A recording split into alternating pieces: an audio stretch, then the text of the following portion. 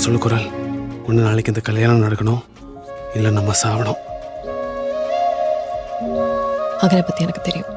என் life ரிஸ்கில் விட்டுட்டு அவன் போக மாட்டான்.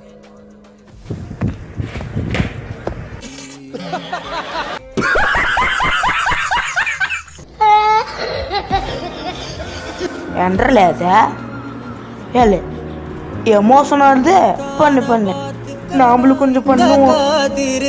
நெஞ்சு ஏங்கிருக்க உன்னை பார்க்க வானத்தை தாண்டியும் வந்து என் காதல காமிப்பேன். என் மூச்சவ பேச்சவ